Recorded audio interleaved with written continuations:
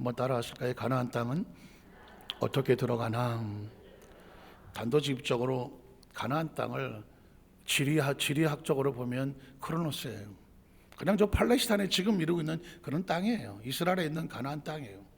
그런데 이 가나안 땅은 그냥 땅이 아닌 거예요.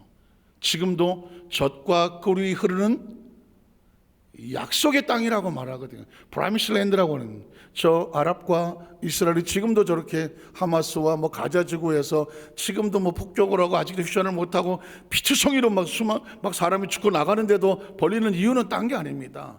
저 땅을 약속의 땅으로 믿는데 누가 저 땅을 차지하느냐가 이스라엘과 아랍이, 이슬람이 끊임없이 싸우는 거예요. 그냥 동네 땅 같으면은 그 땅 가지고, 좁은 땅 가지고 그렇게 하지 않아요. 그 땅에 하나님의 약속이 있기 때문에 그 자기들이 그 약속의 후손이라는 걸 주장하기 위해서 종교 전쟁을 하고 있는 거예요. 정치 전쟁이 아니에요. 저건 종교 전쟁이에요. 이게 무서운 거거든요.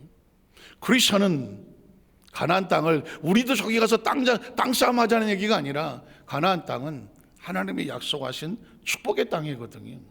자, 하나님은 아담과 하와에게는 에덴을 주셨어요. 그리고 이스라엘 백성들에게는 가나안 땅을 약속하셨습니다. 마치 아담과 하와에게 에덴을 주셨던 것처럼 이스라엘 백성들에게는 선민을 선택하시고 가나안 땅을 주시겠다고 말했습니다. 그리고 구약시대 사람들에게는 메시아가 오신다, 예수님은 다른 의미에서 땅이에요. 땅은 생명을 말하는 거예요.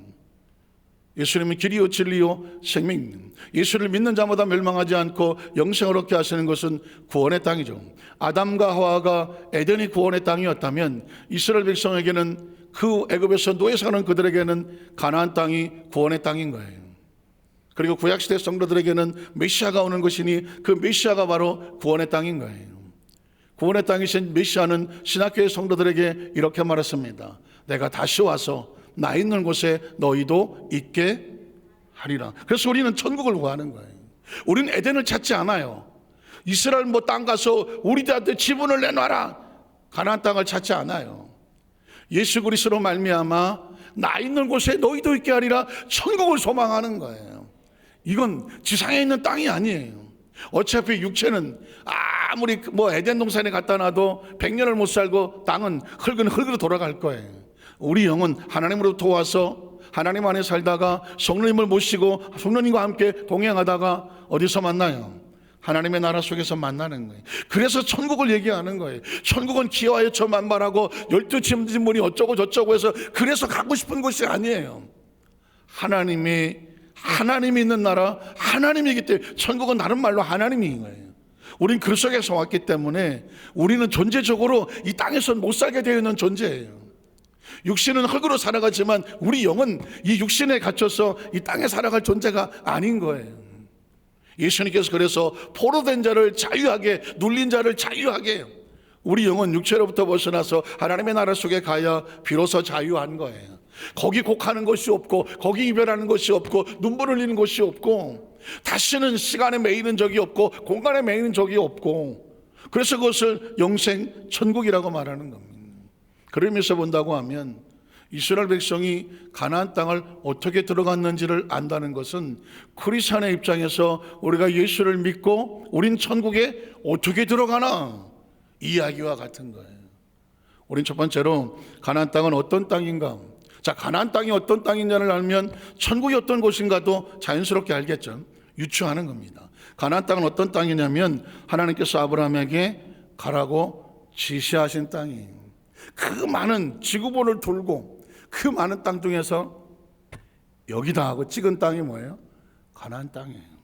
창세기 12장 1절로 4절에 보니까 야훼께서 아브라함에게 이르시되 너는 너희 고향과 친척과 아버지의 집을 바벨론이 갈대 우리에서 우상장소하던 그 땅을 떠나서 이제부터 내가 내게 보여주고 지시하는 어디로 가라? 땅으로 가라. 이 땅이 가나안 땅이에요. 그러니까 자, 하나님이 약속을 하기 전에 이 땅은 크로노스예요.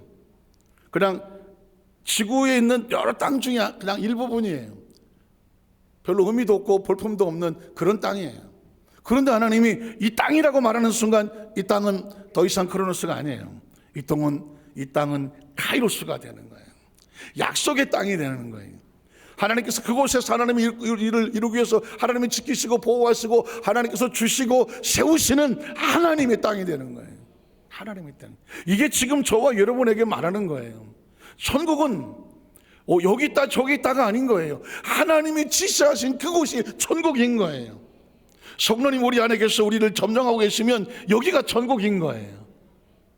그리고 그 하나님의 나라 속에 살다가 이게 하나님께로 돌아가서 하나님 안이 천국인 거예요. 자, 그럼 오늘은 제가 하나님께서 아브라함과 야곱에게 약속하신 땅을 보겠습니다. 자, 내게 아브라함에게는 지시하셨고요. 지시하신 땅이기 때문에 약속이 카이로스가 되는 거고요. 그 다음에는 하나님께서 아브라함과 야곱에게 약속을 하세요. 처음에는 지시했지만 그 다음에는 약속을 합니다. 자, 제가 약속이라는 걸 찾아봤더니 수도 없이 나오는데 몇 가지만 찾아봤어요. 창세기 12장 5절로 9절에 보면 아브라함이 그 안에 사례와 조카롯과 하란에서 모든 소유 얻은 사람들을 이끌고 가나안 어디로 갑니까? 땅으로 간다. 가나안이라고 나옵니다. 가나안 땅으로 가려고 떠나서 마침내 어디 땅에 들어갑니까?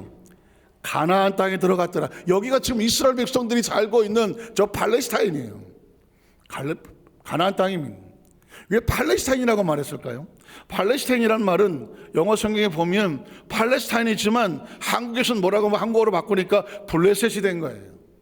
원래 블레셋 땅인 거예요. 거기가 가나안 7족속이 살고 있었던 블레셋 땅이에요. 근데 하나님께서 블레셋 땅을 찍어서 이 땅을 내가 너에게 줄게, 이 땅으로 가라고 말한 거예요. 그래서 지금 그 땅을 블레셋은 영어로 팔레스타인인 거예요. 그러니까 팔레스타인의 부족이 아직도 그 땅에 있어요. 그 사람들이 따로 사는 것이 바로 가자 지구예요.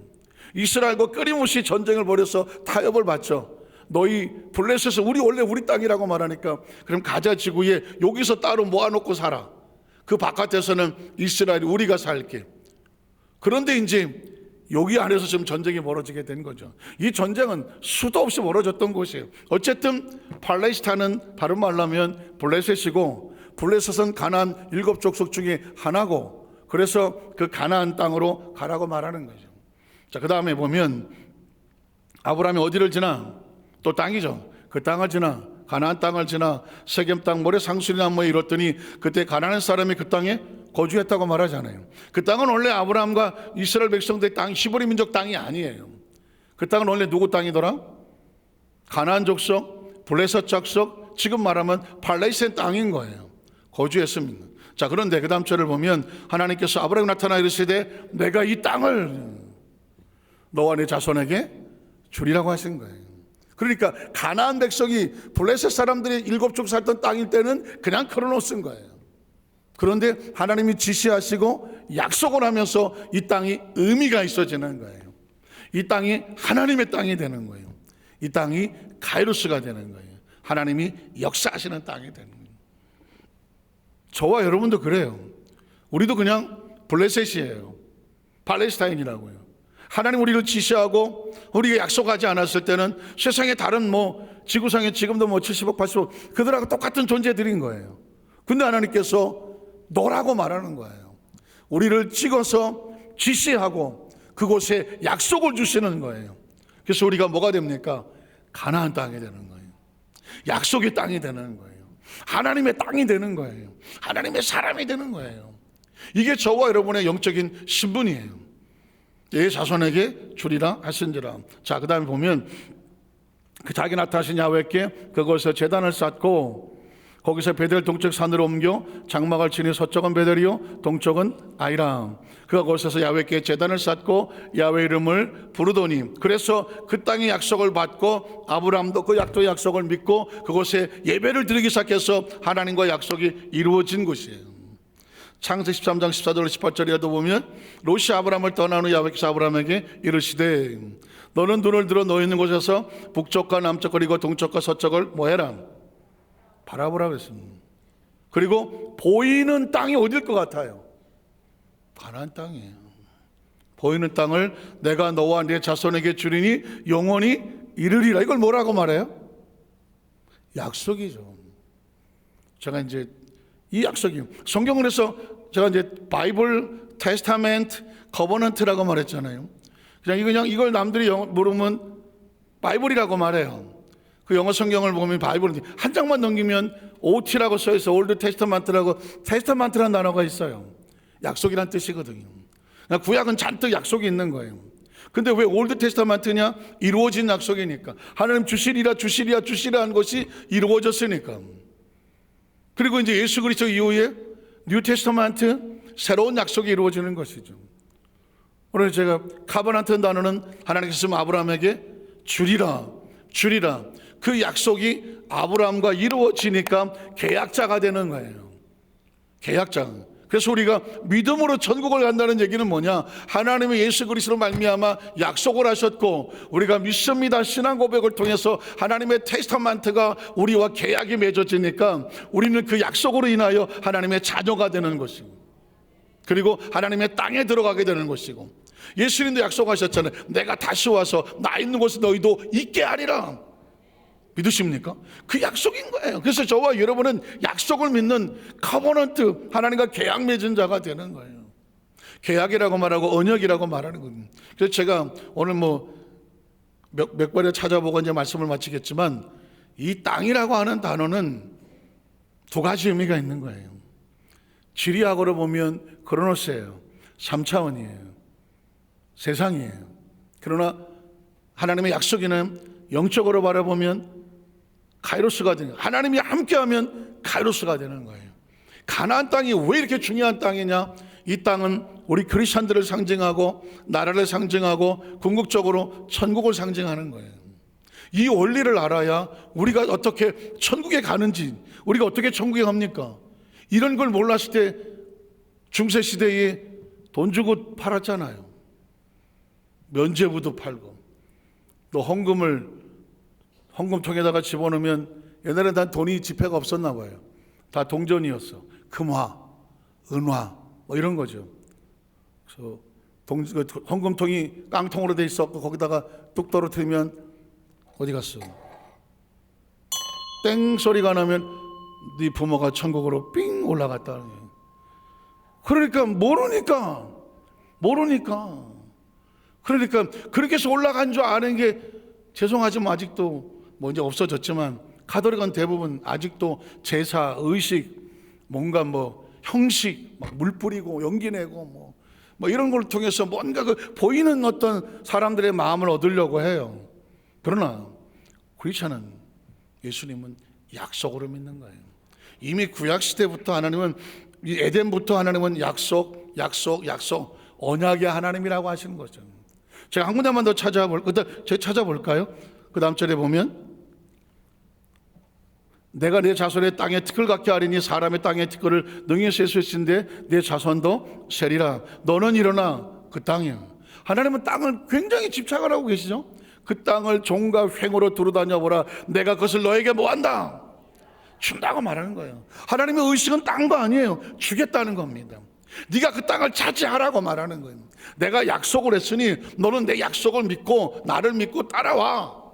그러면 그 땅은 너희가 땅이 될 거고, 그러면 하나님이 주시는 땅은 뭐 하면 되는 거예요? 하나님께서 원하시는 같이 공동으로 하나님 나라를 세워나가는 거예요. 땅을 줬더니 그 땅에서 딴짓하는 게 아니란 말입니다. 그것을 주리라. 그 다음 절에 보면, 이 아브라함의 장막으로 옮겨버려 있는 마므레 상수풀에 이르러 거주하며, 거기서 또 아브라함은 딴 게 아닙니다. 야베에서 뭘 쌌습니까? 제단을 쌌습니다. 하나님은 우리에게 땅을 주시 약속을 하고 그 땅이 믿어지면 그곳에서 감사의 제단을 쌓는 게 아브라함이었습니다. 말씀을 정리하기를 원합니다. 혹시 규장각이라고 하는 기독교 서적을 많이 내는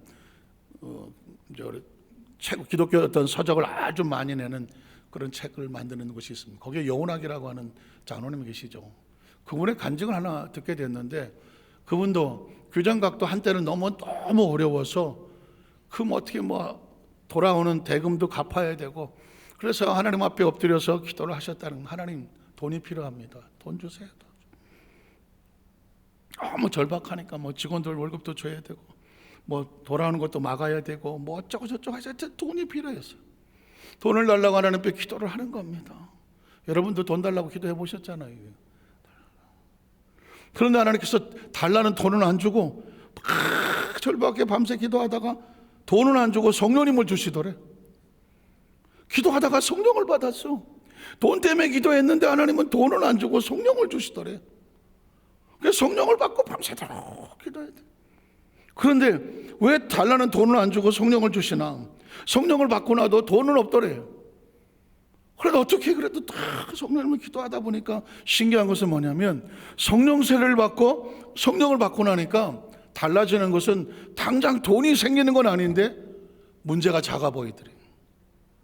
그전에는 문제가 너무 커서 그냥 막 죽을 것 같고 막 이랬는데 성령을 받고 나서 기도하고 보니까 문제가 점점 작아 보이기 시작하더래. 그 다음부터는 기도할 때마다 돈 달라고 기도 안 하고 성령을 달라고 기도했다는 거예요. 성령을 부어달라고. 그러다가 보니까 점점 그 문제가 작아 보이고 보이지 않게 되고 그냥 하나님 앞에다 맡겨지게 되더래요. 맡겨지게 되더래요.